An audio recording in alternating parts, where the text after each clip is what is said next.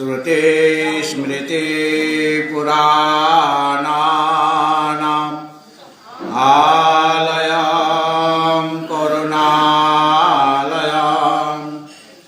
नमामि भगवत्पादं शङ्करं लोकशङ्करम्। ॐ अखण्डमण्डलाकारं व्याप्तं येन चराचरं तत्पदं दर्शितं येन तस्मै श्रीगुरवे नमः। मंचे उपविष्ट परमार्थ साधक संघ बांकुड़ा शाखार संचालक प्रत्येगात्मा पुरीजी महाराज, हरिद्वार থেকে আগত এবং হরিদ্বারের আমাদের আশ্রমে যিনি বিরাজ করেন সেই তপস্বী স্বামী রাঘবানন্দ পুরীজি মহারাজ, তাদের দুজনকে আমি ওম নমো নারায়ণ জানাই। गीता ज्ञान पिपासु भक्तवृंद एवं आमार जननी ओ भगिनीगण, गीता जयंती महोत्सवेर आज के चतुर्थ दिवस। आमरा गत बुधवार थेके गीता मायेर कथा आलोचना करछि। आजकेও সেই आलोचना हबे एवं आगामीकाल रविवार सकाल 9:30 থেকে আমাদের শ্রী শ্রী গীতা মহাযজ্ঞ আরম্ভ হয়ে যাবে। যারা যজমান এবং ব্রতী হয়েছেন ওই 9:30টার পূর্বেই তারা তৈরি হয়ে এখানে উপস্থিত হয়ে যাবেন এই মন্দির প্রাঙ্গণে, এই নাট মন্দিরের মধ্যে, এবং যাতে করে সময় মতো আরম্ভ করতে পারি সেইভাবে আপনাদের সকলের সহযোগিতা আমি কামনা করছি। আজকের এই চতুর্থ দিনে একটি ভজন পরিবেশনা করবেন বিষ্ণুপুরী সরস্বতী শিশু মন্দিরের প্রধান আচার্যা শ্রীমতী দোলা ব্যানার্জি। আপনারা অনেকেই জানেন বিষ্ণুপুরী সরস্বতী শিশু মন্দির গুরুজির নামে যে শিশু মন্দিরটি প্রতিষ্ঠিত হয়েছে, গুরুদেবের হাতে সেটি প্রতিষ্ঠা পেয়েছে। বর্তমানে প্রধান আচার্য রূপে শ্রীমতী দোলা ব্যানার্জি কাজ করে চলেছেন এবং শিশুদের শিক্ষার দিকে যেমনভাবে তার দৃষ্টিপাত আছে সেই রকম খেলাধুলা বা সাংস্কৃতিক অনুষ্ঠান, যোগ ব্যায়াম, নাচ গান, ওখানে একটা কলা মন্দিরও আছে, সব কিছুই তার এই অধীনে থেকে কাজগুলি হয়ে চলেছে এবং ছাত্রের সংখ্যা, শিশুর সংখ্যা বিষ্ণুপুরী সরস্বতী শিশু মন্দিরে দিন দিন বৃদ্ধিপ্রাপ্ত হচ্ছে এবং তার অধীনে যে সমস্ত আচার্যগণ রয়েছেন, মাসিমারা রয়েছেন, তারা সকলেই মনোযোগ দিয়ে আন্তরিক সহকারে বিষ্ণুপুরী সরস্বতী শিশু মন্দিরের সেবা কাজ সকলেই করে যাচ্ছেন। আজকে আমরা সেই প্রধান আচার্যা দোলা ব্যানার্জিকে পেয়েছি।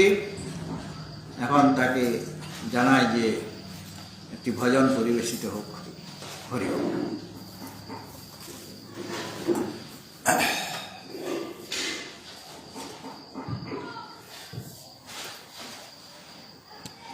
আমি একটি গীতার ভজন শুনব।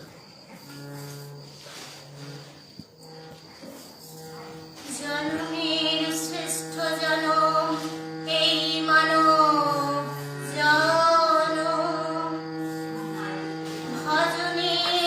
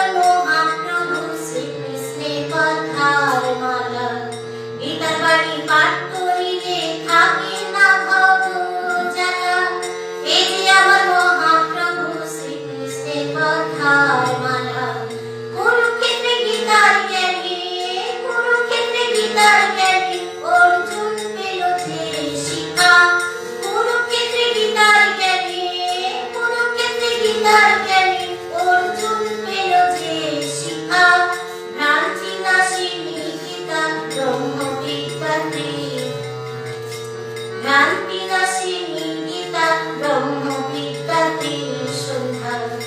গীতা গঙ্গা, গীতা সত্যা, গীতা সাবিত্রী সীতা, গীতা গঙ্গা, গীতা সত্যা, গীতা সাবিত্রী সীতা, ভ্রান্তি নাশিনী গীতা ব্রহ্মবিদ্যাতে সন্ধ্যা, ভ্রান্তি নাশিনী গীতা ব্রহ্মবিদ্যাতে সন্ধ্যা, ভ্রান্তি নাশিনী গীতা ব্রহ্মবিদ্যাতে সন্ধ্যা।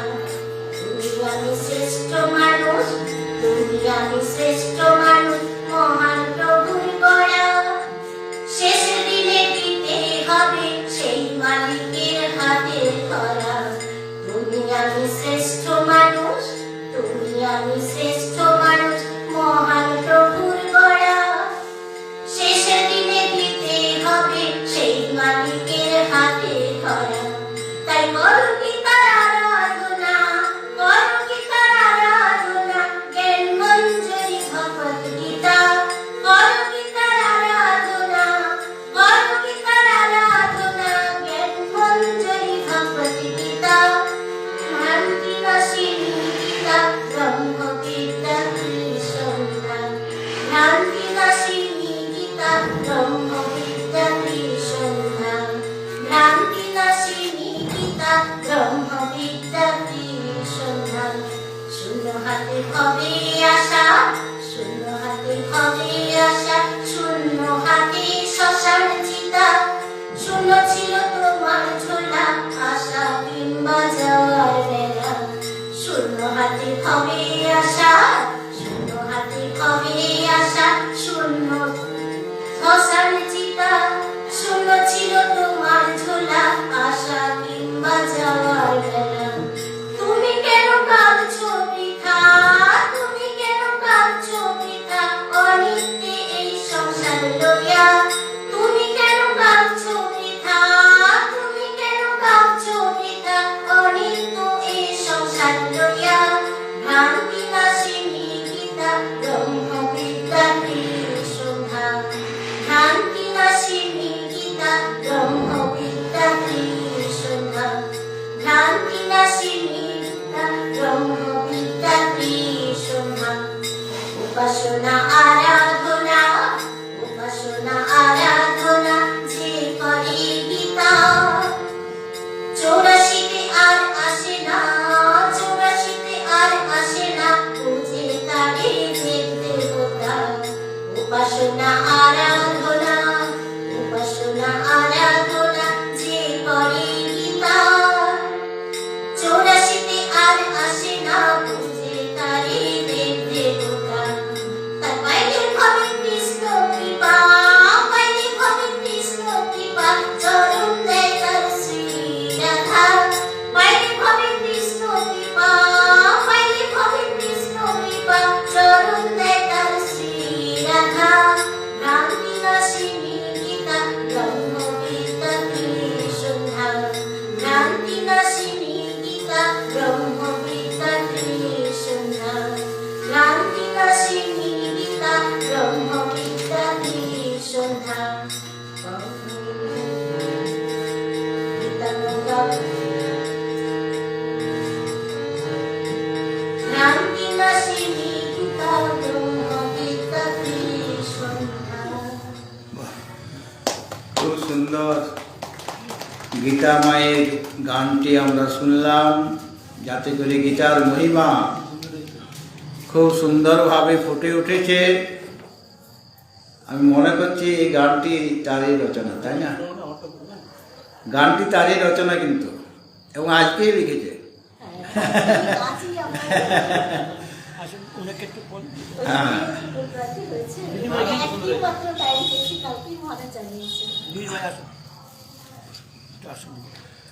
খুব সুন্দর গানটি গাইলো।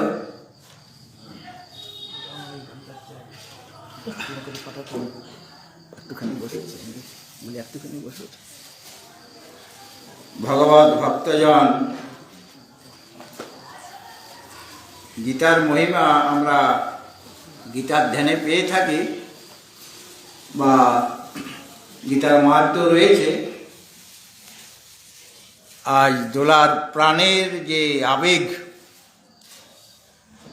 সেই আবেগে গীতা মায়ের মহিমা খুব সুন্দরভাবে ফুটে উঠেছে।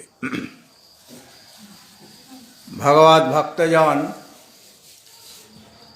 আপনারা গত কয়েকদিন যাবৎ গীতা মায়ের কথা শুনছেন।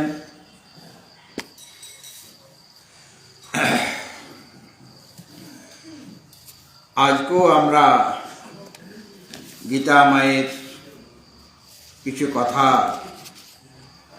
শোনাবার চেষ্টা করব। একাদশ অধ্যায়ে অর্জুন বিশ্বরূপ দর্শন করার পর ভগবানের একটি স্তুতি করেছেন, যেটার প্রথম শ্লোক হলো গতকাল বলেছিলাম, স্থানে হৃষিকেশ তব প্রকীর্ত্যা জগৎ প্রহিষ্য তনুরাজ্যতে চ রক্ষাংসি ভীতানি দিশো দ্রবন্তি সর্বে নমস্যন্তি চ সিদ্ধ সন্ধ্যা। হে হৃষিকেশ, হে ভগবান নারায়ণ, তোমার কীর্তন যারা করে থাকেন সেই জগৎবাসী সেই কীর্তনের দ্বারা, তোমার গুণগানের দ্বারা আনন্দিত হন এবং তোমার প্রতি অনুরক্ত হন, এবং যিনি গুণকীর্তন করছেন তার সমস্ত পাপরাশি দূরে সরে যায় এবং সমস্ত সিদ্ধগণ তারাও তোমাকে যে নমস্কার করছেন এটা যথাযোগ্য হয়েছে। অর্জুন স্তুতি করতে গিয়ে সুন্দর সুন্দর কথা বলেছেন। তিনি বলেছেন যে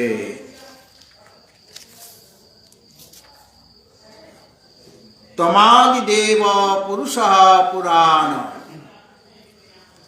তমস্য বিশ্বস্য পরং নিধানম বেত্যাসি বেদ্যঞ্চ পরঞ্চ ধাম তয়া ততং বিশ্বমনন্ত রূপ। অর্থাৎ তুমি অনন্ত রূপ, তোমার রূপের কোনো অন্ত নাই, অনেক অনেক রূপে তুমি বিরাজিত হয়ে আছো, তোমার রূপের বর্ণনা করা যায় না, এত তোমার রূপ, এত ভাবে তুমি রয়েছ। এবং তম আদি দেব, তুমি দেবতাগণেরও আদি, দেবতাগণেরও তার থেকেই তাদের উৎপত্তি হয়েছে। তুমি আদি দেব, তুমি পুরাণ মানে শাশ্বত, তুমি পুরুষ, তোমার দ্বারাই সমস্ত জগৎ পরিপূর্ণ এবং সমস্ত প্রাণীর হৃদয় পুরে তুমি নিবাস করে থাকো, এই জন্য তুমি পুরুষ, তুমি পূর্ণ। তম অস্য বিশ্বস্য, তুমি এই সমস্ত জগতের পরম নিধানম, সমস্ত জগতের তুমি নিধান মানে লয় স্থান, তোমাতে একসময় লয় প্রাপ্ত হয়ে যায়। এবং তুমি এই বেত্তা মানে জ্ঞাতা, তুমি এই বেদ্য মানে জ্ঞাতাও তুমি আর জ্ঞেয়ও তুমি। জ্ঞাতা জ্ঞেয় দুটা আলাদা আলাদা হয়, কিন্তু এখানে দেখা যাচ্ছে যিনি জ্ঞাতা তিনি জ্ঞেয়, তাকেই জানতে হবে। এবং পরম ধাম, তুমি এই পরম ধাম, তুমি এই শ্রেষ্ঠ পদ, যেখানে গেলে আর এই সংসারে ফিরে আসতে হয় না। তয়া বিশ্বম ততম, তোমার দ্বারা এই সমস্ত জগৎ ব্যাপ্ত হয়ে আছে, সব কিছুর মধ্যেই তুমি রয়েছ। বায়ুর যমগ্নির বরুণ শশাঙ্ক। কিরকম অনন্ত রূপ তার দেখুন। বায়ুর যমগ্নির বরুণ শশাঙ্ক প্রজাপতিস্তং প্রপিতামহশ্চ নমো নমস্তেস্তু সহস্রকৃত্বঃ পুনশ্চ ভূয়োপি নমো নমস্তে। অর্জুন ভগবানের বিশ্বরূপ দেখে তার যে অনুভূতি হয়েছে সেই অনুসারে তিনি ভগবানের স্তব করছেন। তিনি বলছেন ত্বং বায়ু, এই যে বায়ু প্রবাহিত হচ্ছে তিনি এই বায়ু রূপে প্রবাহিত হচ্ছেন। তুমি এই বায়ু, তুমি এই যমকে আমরা খুব ভয় করি না, কেননা জমালয়ে আমরা যেতে চাই না। আমরা সংসারে যতই দুঃখ থাকুক সংসার থেকে যেতে চাই না, এখানেই থাকতে চাই। যতই দুঃখ আসুক না কেন, এই যে সুন্দর সংসারকে ত্যাগ করে আমরা কেউ যেতে চাই না, মৃত্যু চাই না। কিন্তু একদিন না একদিন আমাদের মৃত্যু তো হবে। আর যমরাজ তিনি কি করেন? তিনি দণ্ড বিধান করেন। কেন তিনি দণ্ড দেন? আমাদের কল্যাণের জন্য। দণ্ডের ভয় না থাকলে, শাস্তির ভয় না থাকলে আমরা অন্যায় আচরণ থেকে বিরত হতে পারি না। দণ্ড যদি পাওয়া যায়, শাস্তির ভয় যদি থাকে, তাহলে পর আমাদের অশুভ কাজ হবে না, অন্যায় কাজ করতে ভয় পাবো আমরা। যমরাজ কেবলমাত্র যে দণ্ড বিধান করেন শুধু তাই নয়, তিনি ব্রহ্মবিদ্যারও উপদেশ দেন। কঠোর উপনিষদে দেখেছি যে যমরাজ তিনি তার প্রিয় শিষ্য নচিকেতাকে ব্রহ্মবিদ্যার উপদেশ দিয়েছেন। যমরাজ হচ্ছেন ব্রহ্মবিদ্যার আচার্য, তিনি জ্ঞানী পুরুষ একজন। তার মধ্যে নির্দয়তার লেশ মাত্র নেই, কিন্তু দণ্ডও তাকে দিতে হয়। সেটা আমাদের কল্যাণের জন্য, আমাদের মঙ্গল বিধান করার জন্য। তো এখানে অর্জুন বলছেন তুমি এই যমরাজ, তুমি এই দণ্ড বিধান করছ, তুমি এই নচিকেতাকে ব্রহ্মবিদ্যার উপদেশ দিয়েছ। ত্বং বরুণ, তুমি এই বরুণ দেবতা, জল দেবতা হচ্ছেন বরুণ। তুমি এই শশাঙ্ক মানে চন্দ্রমা, তুমি এই প্রজাপতি অর্থাৎ কশ্যপাদি প্রজাপতি রূপে তুমি লোকের পিতা, তুমি প্রপিতামহ অর্থাৎ পিতা মহারও পিতা, ব্রহ্মারও তুমি জনক। তে সহস্রকৃত্য নমঃ অস্তু, তোমাকে 1000 বার নমস্কার করছি। অর্জুনের মনে এত ভক্তিভাবের উদয় হচ্ছে যে একবার নমস্কার করে তার তৃপ্তি হচ্ছে না। তিনি বলছেন আপনাকে 1000 বার নমস্কার করি।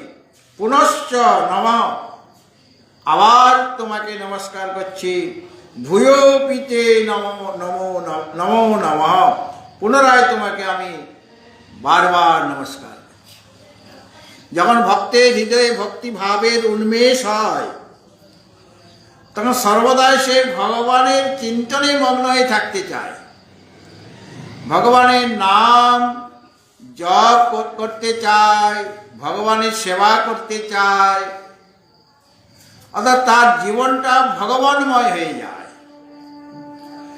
এইভাবে অর্জুনের মনের মধ্যে ভক্তিভাব এসেছে। তিনি বারবার তাকে প্রণাম জানাচ্ছেন। প্রণাম করেও 1000 বার প্রণাম করেও যেন তার শান্তি হচ্ছে না। এই জন্য বলছেন নম পুরস্তাদ অথ পৃষ্ঠতস্তে নমস্তুতে সর্বত এব সর্ব অনন্ত বীর্যামিত বিক্রমস্ত্বং সর্বং সমাপ্নোসি ততোসি সর্ব। তুমি সর্ব মানে তুমি সর্বাত্মা, তুমি সর্বস্বরূপ হয়েছ। তে পুরস্তাদ, তোমাকে সামনের দিকে প্রণাম।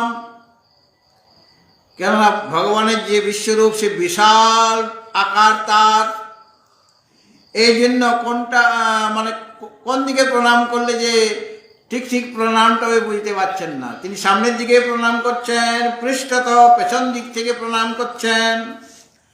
নমঃ তে সর্বত এব, সব দিক দিয়ে তোমাকে আমি নমস্কার করছি। তুমি অনন্ত বীর্য, অনন্ত তোমার শক্তি, এবং তুমি অমিত বিক্রম, তোমার অসীম বিক্রম রয়েছে। তং সর্বং সমাপ্নোষি, তুমি সমস্ত কিছুকে ব্যক্ত করে আছো। তত এই কারণে সর্ব অসি, তুমি সব কিছু হয়েছ। এইভাবে অর্জুন ভগবানের স্তুতি করছেন। আর আমরা ভগবানের কাছে অনেক অপরাধ করে থাকি, যে কারণে মানব শরীর ধারণ করা, মানব শরীর পেয়েছি কিসের জন্য? ভগবানের সেবা করার জন্য। সেই কাজটাই যদি না করা হয় তাহলে আমাদের অপরাধ হবে কি না? যখন আমরা মাতৃগর্ভে থাকি, খুব কষ্ট হয় সেখানে সেই গর্ভস্থ শিশুর, তখন সেই ভগবানের কাছে প্রার্থনা করে যে এবারের মতো আমাকে বাইরে বার করে দাও, এই মাতৃগর্ভ থেকে ভূমিষ্ঠ করে দাও, আর ভূমিষ্ঠ হলে আমি তোমার সেবা করব, তোমার আরাধনা করব। ভগবান তখন হাসেন। বলে আপনি হাসছেন বলে সকলে এরকম বলে, মাতৃগর্ভে যখনই কষ্ট হয় না তখনই ভগবানের নামটি মনে পড়ে, তারপরে সব ভুলে যায়। যখন কষ্ট দূর হয়ে যায় তখন সব কিছু ভুলে যায়, ভগবানের কথা আর মনে থাকে না। তো জন্মগ্রহণ করে আমরা তার কথা ভুলে যাই, এটা বিরাট অপরাধ। আর এটাই তো আমাদের প্রথম জন্ম নয়, এর আগেও আমাদের অনেকবার জন্ম হয়েছে, অনেকবার মানব শরীরও পেয়েছি, অন্যান্য প্রাণী শরীরও পেয়েছি। অন্যান্য প্রাণীদের তো ভজনা করার মতো যোগ্যতা নেই, কিন্তু মানব শরীরের তো আছে। কিন্তু সেই শরীর পেয়েও আমরা ভগবানের আরাধনা, তার বন্দনা, তার স্তুতি করতে পারিনি, সেটা একটা বিরাট অপরাধ। আর বর্তমান জন্মও অনেক অপরাধ হয়েছে, এখানেও আমি তোমার ঠিক যথাযথভাবে সেবা করতে পারিনি, তোমার পূজা করতে পারিনি। এই জন্য এটা অর্জুন জানেন, এই জন্য অর্জুন ক্ষমা প্রার্থনা করছেন ভগবানের কাছে। সখেতি মত্বা প্রসভং যদুক্তম, হে কৃষ্ণ হে যাদব হে সখেতি অজানতা মহিমানং তবেদম ময়া প্রমাদাৎ প্রণয়েন বাপি। অর্জুন বলছেন যে দেখো, আমি তোমাকে কখনো সখা বলে মনে করেছি, তোমাকে সখা বলে মনে করে তোমার মহিমা না জেনে প্রমাদ হেতু অসাবধানতা বশত বা প্রণয় বশত আপনাকে সখা বলে সম্বোধন করেছি, হে সখে। কখনো বলেছে হে কৃষ্ণ, কখনো বলেছে হে যাদব, কখনো হে সখে।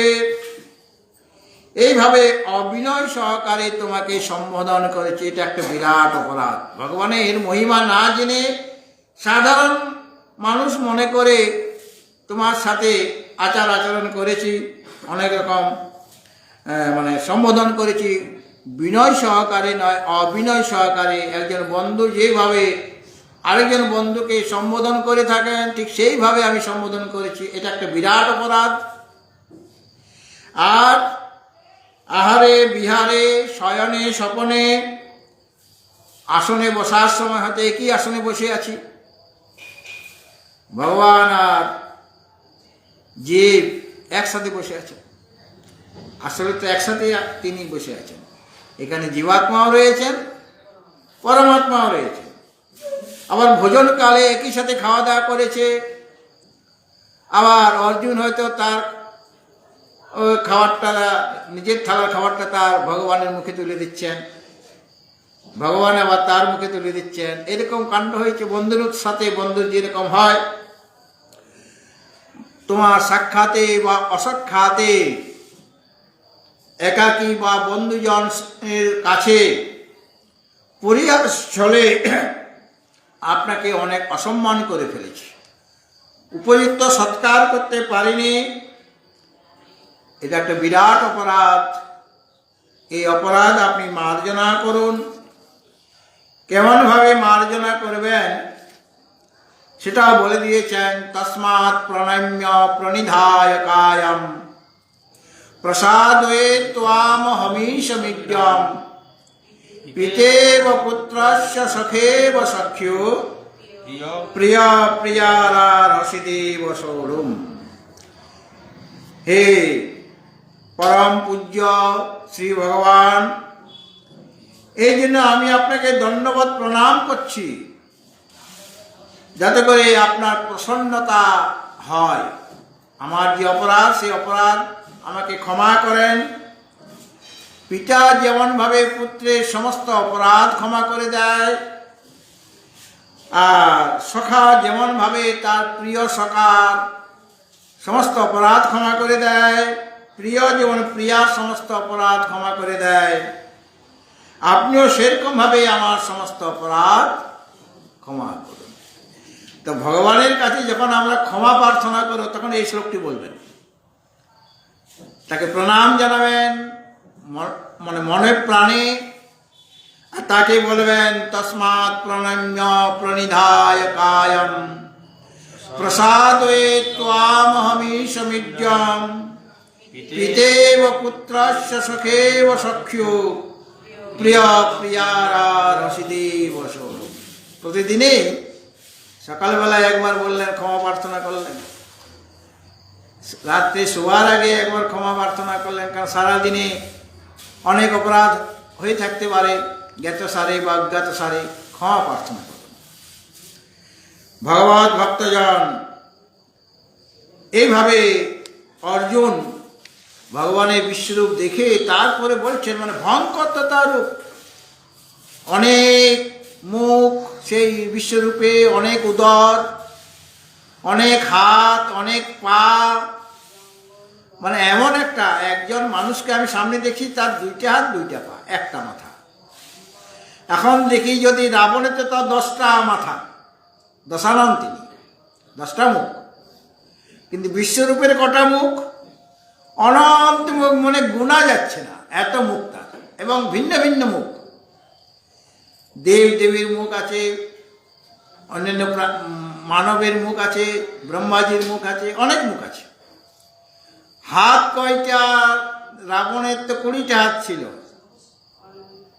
তাও সেটা সহ্য করা যায়। কিন্তু যদি হাজার হাজার হাত হয়ে যায়, মানে এত হাত যে গোনা যাচ্ছে না, হাজার হাজার যদি পা হয়ে যায়, তখন কি অবস্থা হবে?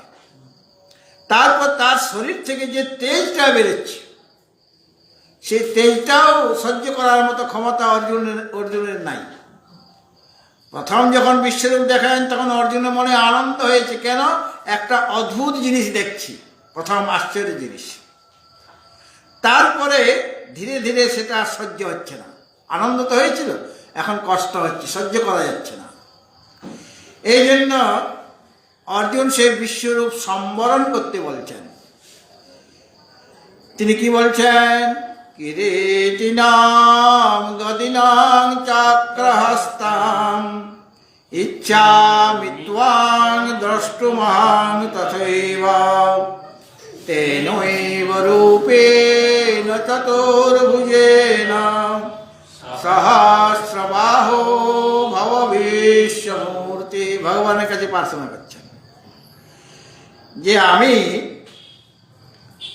অহম কিরীটিনং গদিনং চক্রহস্তম, তোমার যে কিরীটধারী যে রূপ, হে সহস্রবাহু, তোমার এখন হাজার হাত, অনেক হাত, অনন্ত হাত। আমি আপনাকে পূর্বের মতো দেখতে চাই, যে রূপে তোমার মানে 4টে হাত ছিল। কিরীট মানে কিরীটধারী, মুকুটধারী, গদা হাতে আছে, চক্রধারী রূপে দেখতে ইচ্ছা করি, যেটা ভগবান নারায়ণের রূপ। ভগবান শ্রীকৃষ্ণ যখন আবির্ভূত হয়েছিলেন, তখন সামান্য শিশুরূপে তার আবির্ভাব হয়নি, কাপড় চোপড় নিয়ে এসছেন সাথে করে, পীত বস্ত্রধারী, তারপরে সশঙ্ক চক্রম সকিরীট কুণ্ডলম সহার বক্ষস্থল কৌস্তুভ শ্রিয়ম, এইরকম তার। তো অর্জুন ভগবান তারপরে ওই রূপটা তিনি সংবরণ করেছিলেন ওই বসুদেব আর দেবকীর প্রার্থনা অনুসারে, কিন্তু ওটা হলো অলৌকিক রূপ, ভগবানের যে 4টি হাত। তো অর্জুন মাঝে মাঝে ওই রূপটাও দেখতে পেতেন। সখারূপে যেমন তিনি 2টা হাত দেখছেন, 2টা পা দেখছেন, একটা মাথা, কিন্তু যখন ধ্যানে বসতেন তখন তার চতুর্ভুজধারী রূপটা দেখতে পেতেন। কিরীটিনাং গদিনাং চক্রহস্তম, কিরীট মাথায় মানে মুকুট, তার হাতে গদা, সুদর্শন চক্র, এইরকম রূপটি শঙ্খ চক্র গদা পদ্মধারী যে রূপ, সেই রূপটি অর্জুন ভগবানের দেখতেন। তো ভগবান যখন বিশ্বরূপ ধারণ করলেন, তার আগে তো তিনি সাধারণ সারথি রূপে ছিলেন, অর্জুনের রথে মানব রূপে ছিলেন। যখন সারথির কাজ করছেন তখন তার কথা বলা হয়েছে, প্রপন্ন পারিজাতায় তত্র বেত্রৈকপাণৈ জ্ঞান মুদ্রায় কৃষ্ণায় গীতামৃত দুহে নমঃ। এক হাতে তার কি আছে? তত্র বেত্রৈকপাণৈ, একটা হাতে তত্র আর বেত্র, তত্র মানে লাগাম, বেত্র মানে বেত্রা, এক হাতে। আরেক হাতে কি আছে? আরেক হাতে জ্ঞান মুদ্রা আছে। প্রপন্ন পারিজাতায় তত্র বেত্রৈকপাণৈ জ্ঞান মুদ্রায় কৃষ্ণায় গীতামৃত দুহে নমঃ। তিনি গীতামৃত দোহন করবেন, এই জন্য গীতামৃত দুহে নমঃ। ভগবান যখন বিশ্বরূপটা দেখাবেন, ওই মানব রূপ থেকে তিনি প্রথমে চতুর্ভুজ রূপ ধারণ করলেন, আর চতুর্ভুজ থেকে বিশ্বরূপ। তাহলে অর্জুন বিশ্বরূপ দেখার পূর্বে চতুর্ভুজ রূপটা দেখেছিলেন, যেটা তার খুব প্রিয়, যেটা যে রূপ দেখলে তার মনে আনন্দ হবে, কষ্ট হবে না, আর তেজটা সহন করার মতো, সেটারও তেজ আছে সেই চতুর্ভুজধারী রূপের, সেই তেজটা সহন করার মতো ক্ষমতা অর্জুনের আছে। সাধারণ ব্যক্তি সেটা সহ্য করতে পারবে না। এই জন্য বললেন, পূর্বে যেমনভাবে আমি তোমার কিরীটধারী রূপ, গদা হস্তে আছে, শঙ্খ পদ্ম চক্র রয়েছে, ঠিক সেই রূপে তেনৈব রূপেণ চতুর্ভুজেন, তুমি সেই চতুর্ভুজ রূপে আমাকে দেখা দাও। হে সহস্রবাহ, হে বিশ্বমূর্তি, হে বিশ্বরূপ, আমাকে চতুর্ভুজ রূপে পূর্বের মতো চতুর্ভুজ রূপটি দেখাও। কিন্তু আমরা পরে দেখছি, সঞ্জয় বলছেন যে অর্জুনই বলছেন, দৃষ্টেদং মানসং রূপং তব সৌম্যং জনার্দন ইদানীম অস্মি সংবৃত্ত সচেতঃ প্রকৃতিং গতঃ। অর্জুন কিন্তু মানুষ রূপটি দেখলেন, চতুর্ভুজ রূপটি দেখার কথা বলা হয়নি এখানে। কিন্তু অর্জুন কি প্রার্থনা করেছিলেন? তেনৈব রূপেণ চতুর্ভুজেন সহস্রবাহু ভব বিশ্বমূর্তি, চতুর্ভুজ রূপটি দেখাতে বলেছিলেন। বিশ্বরূপটিকে সম্বরণ করে পূর্বের মতো চতুর্ভুজ রূপ ধারণ করুন। কিন্তু এখানে দেখছেন অর্জুন বলছেন যে দৃষ্টেদং মানসং রূপ, মানুষ রূপ দেখলেন, তাহলে চতুর্ভুজ রূপটা দেখালেন না কেন? ওটা তো দেখতে চেয়েছিলেন বলে ওটা আগে দেখিয়েছে। বিশ্বরূপ থেকে প্রথমে চতুর্ভুজ রূপে আসলেন, তারপরে চতুর্ভুজ রূপটাও ত্যাগ করে মানুষ রূপ। তাহলে অর্জুনের প্রার্থনা তিনি শুনেছেন, তিনি চতুর্ভুজ রূপে আগে এলেন, তারপরে মানুষ রূপ গ্রহণ করলেন। এবং তখন অর্জুন স্থির হলেন, তার যে ভয় হচ্ছিল, তার যে কষ্ট হচ্ছিল ভয়ঙ্কর রূপ দেখে, সেটা থেকে তিনি মুক্ত হয়ে গেলেন। আর ভগবান একাদশ অধ্যায়ে বলেছেন, যারা এই বিশ্বরূপ দর্শন করতে চান, যারা আমার স্বরূপ বুঝতে চান, তাদের কর্তব্যটা কি।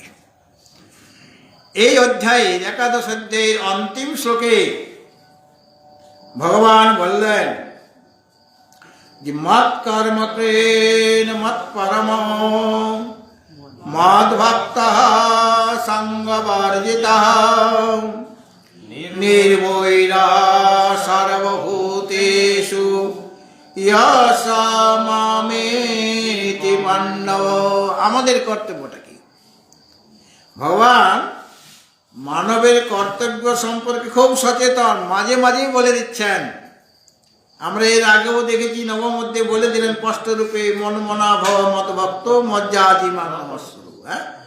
এখানেও বলে দিলেন যে তোমাদের কর্তব্যটা কি। আমার স্বরূপ যদি দেখতে চাও, বিশ্বরূপেরও পরেও আরেকটা রূপ আছে।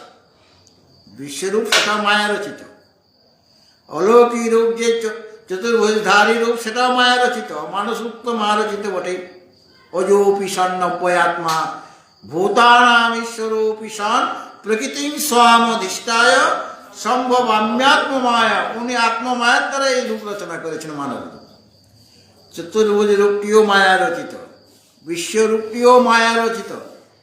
তাহলে মায়া তৃতীয় একটা রূপ আছে তার, সেটা কি? তিনি সৎ, তিনি চেত, তিনি আনন্দ স্বরূপ, তার কোনো আকার নেই, নিরাকার, তিনি নিষ্ক্রিয়, তিনি সর্বব্যাপী, তিনি নিরুপাধিক, কোনো উপাধি নেই, এমন একটা রূপ আছে। সেই রূপে যেতে গেলে প্রথমে লৌকিক রূপে তাকে দেখতে হবে, তারপরে অলৌকিক রূপে তাকে দেখতে হবে ধ্যানের মাধ্যমে, তারপরে বিশ্বরূপে দর্শন করা হবে। মা যশোদাও বিশ্বরূপ দেখেছিলেন কিনা? দুইবার মা যশোদা ভগবানের বিশ্বরূপ দুইবার দেখেছেন। একবার যখন হাই উঠল, গোপালের কোলে রয়েছে, আর হাই উঠলে মায়েরা কি করে? তুড়ি বাজায়। হা করলে পরে যদি ভূত প্রেত ঢুকে যায়, এই জন্য মায়েরা তুড়ি বাজায়। তো তুড়ি বাজাতে যাচ্ছেন, আর সেই সময় ওই হা করা মুখের মধ্যে মা যশোদা বিশ্বরূপ দেখলেন। অর্জুন যেভাবে দেখেছেন সেইভাবে না, কিন্তু অন্যভাবে। সেখানে দেখছে আরেকটা মা যশোদা তার ছেলের মুখের সামনে তুড়ি বাজাচ্ছে, সেটা মা যশোদা দেখতে পাচ্ছে। আরেকবার কখন মা যশোদা বিশ্বরূপ দেখলেন? মাটি খেয়েছে। আপনারা বাচ্চা বয়সে মাটি খেয়েছেন কিনা ঠিক করে বলুন। সকলেই কোনো না কোনো সময় মাটি খেয়েছে। আগরতলা একটা ছেলে আছে, সে তো ইট গুঁড়া করে খেত, দেওয়াল চেটে চেটে সাফ করে দিত, এরকম তার স্বভাব ছিল, মানে অতিরিক্ত হয়ে গেছে।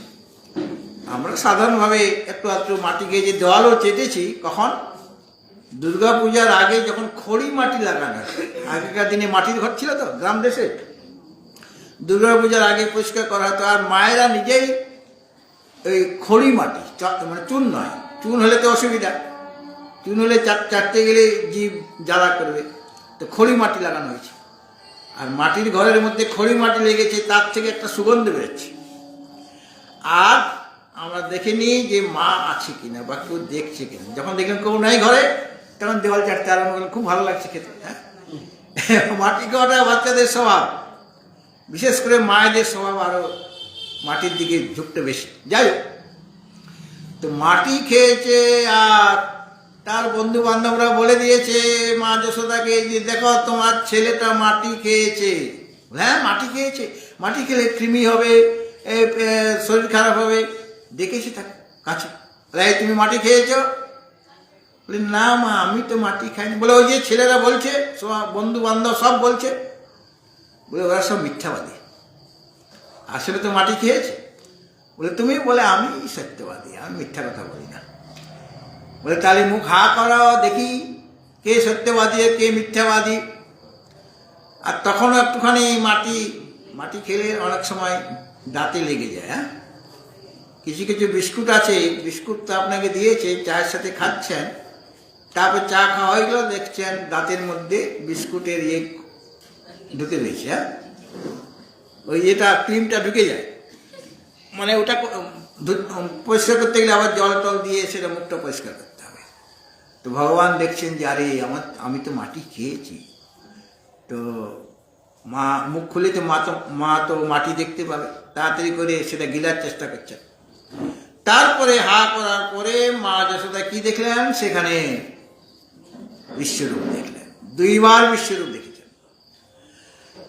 আবার কৌরব সভায় যখন পাণ্ডবদের দূত হয়ে গিয়েছেন যাতে যুদ্ধ না হয়, শান্তি প্রস্তাব নিয়ে গিয়েছেন, তো দুর্যোধন তো কোনোভাবেই শান্তি প্রস্তাব মানবে না, সে তো যুদ্ধ করবেই।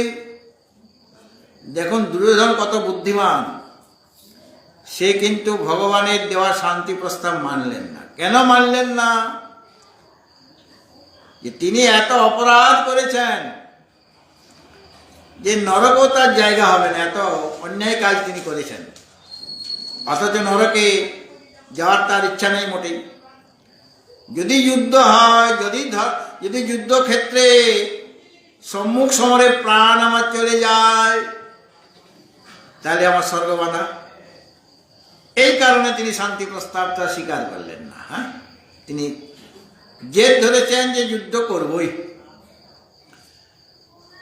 তো দুর্যোধন এমন অবস্থা, সেই জল হ্রদের মধ্যে, কুরুক্ষেত্রে, ওটা হ্রদের নাম কি মহারাজ? কুরুক্ষেত্রে যে হ্রদটা, সেই হ্রদের মধ্যে তিনি ডুবে রয়েছেন। আর এরা খুঁজে বেড়াচ্ছে, সকলে পাণ্ডবগণ, কৃষ্ণ সব খুঁজে বেড়াচ্ছে দুর্যোধন কোথায়, দুর্যোধন কোথায়, মানে আর সব তার সহকারী আর কেউ নেই। তখন কৃষ্ণ বলছেন, এইভাবে দুর্যোধন আমাদের ডাকে সাড়া দেবে না, তোমরা সবাই মিলে তার নিন্দা করতে আরম্ভ করো। নিন্দাও সহ্য করতে পারবে না, ভালো কথায় ও বেরিয়ে আসবে না। যখন নিন্দা করতে আরম্ভ করা হলো, তখন বেরিয়ে আসলেন দুর্যোধন। ক্ষতবিক্ষত দেহ তার, অর্ধমৃত হয়ে আছে। তখন যুধিষ্ঠির মহারাজ দুর্যোধনকে বললেন যে তুমি তো এখন আহত হয়ে আছো, যুদ্ধ করার ক্ষমতা তোমার এখন নেই, অথচ তোমাকে পরাজিত না করলে তো আমাদের জয়টা হবে না। কাজে এই সংকট কালে তুমি এক কাজ করো, আমরা যে 5 ভাই আছি, এই 5 ভাইয়ের মধ্যে যে কোনো একজনকে বেছে নাও, তাকে যদি যুদ্ধে পরাজিত করে দিতে পারো, তাহলে তোমার রাজ্য তোমার, আমরা আবার বনবাসে চলে যাব। সবাই হাই হাই করে উঠল। ভগবান শ্রীকৃষ্ণ অবাক হয়ে গিয়েছে, এটা কি হলো? দুর্যোধন এখন যদি নকুল সহদেবকে ডেকে নেয় তো এক থাপড়ে ওরা শেষ হয়ে যাবে।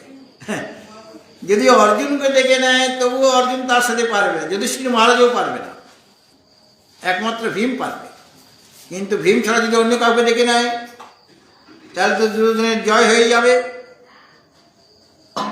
কিন্তু দুর্যোধন তা করলেন না, ভীমকেই ডাকলেন, নকুল সহদেবকে ডাকলেন না, অর্জুনকে ডাকলেন না, যুধিষ্ঠির মহারাজকে ডাকলেন না, ভীমসেনকে ডাকলেন। ভীমসেনও গদা যুদ্ধে পারদর্শী আর দুর্যোধনও গদা যুদ্ধে পারদর্শী। সেই অবস্থায় ভীমসেনের সাথে দুর্যোধনের যুদ্ধ হচ্ছে, কারণ সম্মুখ সমরে সে প্রাণ দিতে চায় দুর্যোধন, এটা তারই উদ্দেশ্য। আর ওদের সাথে যুদ্ধ করলে তো ওরাই মারা যাবে। হ্যাঁ, আমার তো রাজ্য চাই না, আমার চাই স্বর্গ। তারপর ভীমসেনও তার সাথে যুদ্ধ করতে পারছে না, মানে ন্যায় যুদ্ধে ওকে পরাস্ত করতে পারছে না। তখন কৃষ্ণ জঙ্ঘাদেশ দেখিয়ে দিল, উরু, কারণ উরু ভঙ্গের প্রতিজ্ঞা নিয়েছিল ভীমসেন। দুর্যোধন উরু দেখিয়েছিল দ্রৌপদীকে। তো ভগবান শ্রীকৃষ্ণ নিজের উরুতে আঘাত করলেন। তখন ভীমসেন বুঝে গেলেন এখানে আঘাত করতে হবে, অথচ সেটা যুদ্ধের নিয়মের বহির্ভূত কাজ। কিন্তু ভীমসেন সেখানেই গদা যুদ্ধের ওই উরুতে তিনি আঘাত করলেন এবং উরু ভঙ্গ হয়ে গেল। তারপরে দুর্যোধন পড়ে গেলেন, তিনি মৃত্যু বরণ করলেন এবং এরা পাণ্ডবরা তার সৎকারও করেছিলেন। তার মানে কি, যে দুর্যোধন কোনোভাবেই ভগবানের আশ্রয় গ্রহণ করবেন না, সে স্বর্গ যেতে চায়, কিন্তু ভগবানের আশ্রয় তার প্রয়োজন নেই, এটা তিনি মনে করছেন। কিন্তু ভগবান বললেন, যারা কল্যাণকামী, যারা জীবনে আনন্দ লাভ করতে চান, তাদের জন্য কি করা দরকার মৎকর্মকৃন মৎপরমো মদ্ভক্তঃ সঙ্গবর্জিতঃ নির্বৈরা সর্বভূতেষু ইয়স মামেতি পাণ্ডব। 5টা কাজ করতে বললেন। মৎ কর্মকৃত, ভগবানের জন্য কর্ম করো। ভগবান বলছেন আমার জন্য কর্ম করো, তুমি নিজের জন্য কর্ম করো না, আমাকে পৃথক করার জন্য তুমি কর্ম করো। মৎ কর্মকৃন। আর মৎ পরম, আমাকে শ্রেষ্ঠ তত্ত্ব বলে স্বীকার করো। যে সংসারে একমাত্র শ্রেষ্ঠ পরম ধন হচ্ছেন শ্রী ভগবান, আমি পরম রতন, এটা তুমি মনে প্রাণে তুমি এই কথাটা মনে রাখবে। মৎ পরম অর্থাৎ তুমি মৎ পরায়ণ হয়ে যাও, আমাগত ভগবৎগত হয়ে যাও, এবং তিনি শ্রেষ্ঠ তত্ত্ব। আর মদ ভক্ত, ভগবানের ভক্ত হও, ভগবানের ভজনা করো। আর সঙ্গ বর্জিত, আসক্তি বর্জিত হয়ে যাও। সংসারের প্রতি, বিষয়ের প্রতি যেন আসক্তি না থাকে। 4টা কাজ হলো। মৎ কর্মকৃত মানে ভগবানের জন্য কর্ম করা, মৎ পরম মানে ভগবান পরায়ণ হয়ে যাওয়া বা শ্রী ভগবানকে শ্রেষ্ঠ তত্ত্ব বলে স্বীকার করা, মদ ভক্ত মানে ভগবানের ভজনা করা, সঙ্গ বর্জিত মানে আসক্তি, বিষয়ে আসক্তি ত্যাগ করা। আর 5ম হচ্ছে নির্বৈর সর্বভূতে, কোনো প্রাণীতে তুমি বৈর ভাব মানে শত্রু ভাব রেখো না। আসলে কেউ তোমার শত্রু নয়।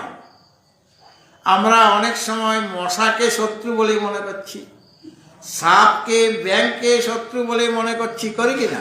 আর মানুষকে তো শত্রু বলে মনেই করছি যে ও আমার ভালো দেখতে পারে না। মিত্রভাব নেই, শত্রুভাব রয়েছে। বলে এই শত্রুভাবটা ত্যাগ করো। কেননা যাকে তুমি শত্রু বলে মনে করছো তার ভিতরে আমি আছি কিনা, তাহলে তার শরীরে যে আমি আছি সে কি তোমার অমঙ্গল কামনা করবে মনে প্রাণে? সুতরাং মিত্রভাব রাখো, সকলের প্রতি মিত্রভাব, একটা সৌহার্দ্যের ভাব রাখবে, তাই তোমার জীবনটা সুখের হয়ে যাবে, বর্তমান জীবনটা সুখের হয়ে যাবে। এরকম করলে স মামেতি পাণ্ডব, হে পাণ্ডব, হে অর্জুন, সে আমাকেই লাভ করে, মানে আমার স্বরূপতা প্রাপ্ত হয়ে যায়। এইভাবে ভগবান অর্জুনকে মাধ্যম করে সম্পূর্ণ জগতের জন্য একটা মেসেজ দিয়ে দিলেন, সুন্দর মেসেজ দিলেন। মৎ কর্মকৃন মৎ পরমো মদ ভক্ত সঙ্গবর্জিত নির্বৈর সর্বভূতেষু ইয়স মামেতি পাণ্ডব। ভগবৎ ভক্তজন, ভক্ত হতে হবে, সংসারের ভক্ত নয়, ভগবানের ভক্ত হতে হবে। শ্রবণং কীর্তনং বিষ্ণু স্মরণং পাদ সেবনং অর্চনং বন্দনং দাস্যং সক্ষম আত্মনিবেদনম। ভগবৎ ভক্তজন, এই যে 12 অধ্যায় ভগবান ভক্তের কিছু লক্ষণ বলেছেন। 12 অধ্যায়ে 13 নম্বর শ্লোক থেকে 13 থেকে 20 মোট 8টি শ্লোক। এই 8টি শ্লোককে বলা হয় অমৃতাষ্টকম। অনেক স্তোত্র তো আপনারা পড়েন, তাই গীতার এই যে 13 থেকে 20 এটার নাম দেওয়া হয়েছে অমৃতাষ্টকম। ভক্তের লক্ষণ বলা হয়েছে। ভক্ত হতে গেলে তোমাকে কি রকম হতে হবে, কি রকম তোমার আচার আচরণ হবে, 2-1টি শ্লোক কেবল বলছি, কেননা আগামীকাল রবিবার শ্রী শ্রী গীতা মহাযজ্ঞ অনুষ্ঠিত হবে। তার জন্য আমাদের কিছু ব্যবস্থা আজকে রাত্রি করে রাখতে হবে। এই জন্য 2টি শ্লোক বলছি কেবল, 8টার মধ্যে আপনারা ঘরে পড়ে নেবেন। অদেষ্টা সর্বভূতানাং, সকলে বলো, মৈত্রা করুণা এব চ নির্মম নিরহংকারঃ সম দুঃখ সুখ সন্তুষ্টা সততং যোগে যথাত্মা দৃঢ়নিশ্চয়ঃ ময়ার্পিত মনোবুদ্ধির यो मे भक्ता समे प्रिया যিনি সমস্ত প্রাণীর প্রতি বিদ্বেষ রহিত অদেষ্টা, মানে কেউ কোনো ব্যক্তিকেই কোনো প্রাণীকেই বিদ্বেষ করে না, হিংসা করে না, এবং যিনি সকলের প্রতি মিত্র ভাবাপন্ন, সকলকে মিত্র মতো বন্ধুর মতোই দেখেন, এবং যিনি দয়ালু, তার মধ্যে হিংসা থাকবে না, যেহেতু তিনি দয়ালু হবেন, ভক্তকে দয়ালু হতে হয়, এবং নির্মম, আমার ভাবটা থাকবে না, মমত্ব রহিত, আর নিরহংকার, সেরকম ভাবে অহংকারও থাকবে না। এই দুটা জিনিস খুবই মানে আমাদের মোহের মধ্যে ফেলে দেয়, এই অহংকার আর মমকার। ভগবান এখানে বললেন তুমি ভক্তরা মমত্ব রহিত হয়, অহংকার শূন্য হয়, আর একটা বড় কথা, সম দুঃখ সুখ, সুখে আর দুঃখে সমভাব থাকে, দুঃখ মুসড়ে পড়ে না, আর সুখ পেলেও উদ্বেলিত হয়ে যায় না, এবং তিনি ক্ষমাশীল, এবং সর্বদাই তিনি সন্তুষ্ট সততং যোগী, ভক্ত যোগী সর্বদাই সন্তুষ্ট থাকেন।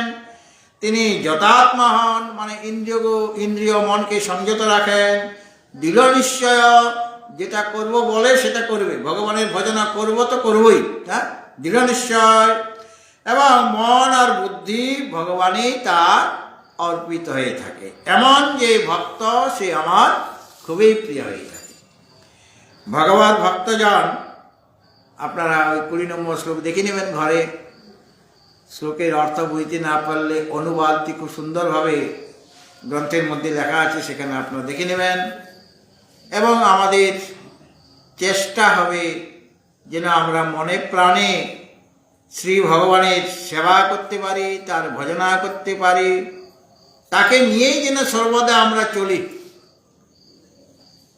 এবং তাকে সর্বদাই যেন চিন্তনে আমার মনপ্রাণ লগ্ন হয়ে থাকে, তবে গিয়ে আমাদের সাংসারিক জীবন যেমনভাবে সুখের হয়ে যাবে, সেরকমভাবে পরবর্তী জীবনও আমাদের সুখের হবে, এবং অন্তিমে তাকে লাভ করে আমরা এই সংসার থেকে মুক্ত হতে পারব। ভগবত ভক্তজন, আগামীকালের যে মেসেজ, সকাল 9:30 আমরা শ্রী শ্রী গীতা মহাযজ্ঞ শুরু করে দেব।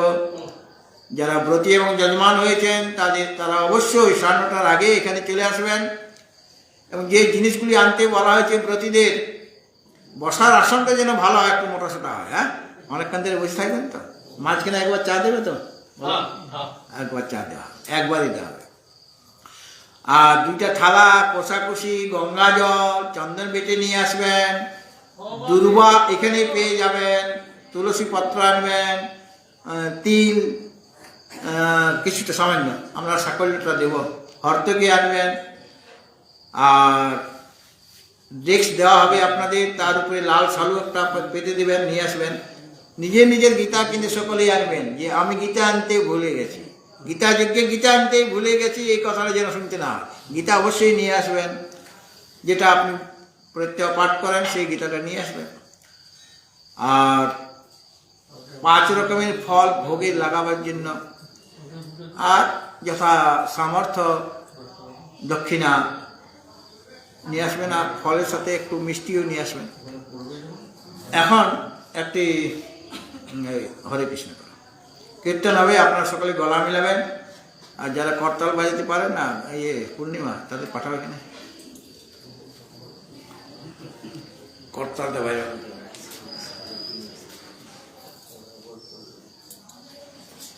তুমিও সামনে এসে এইটা একটা মাইক না,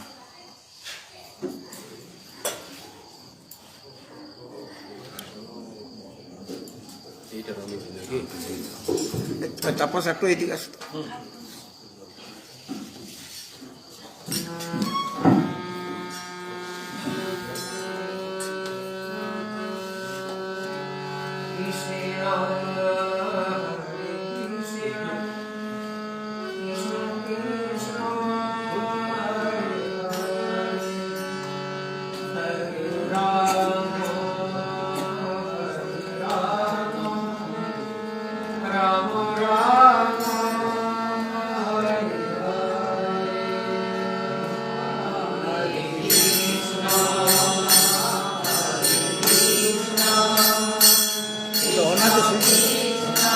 মাইকটা অন আছে তো?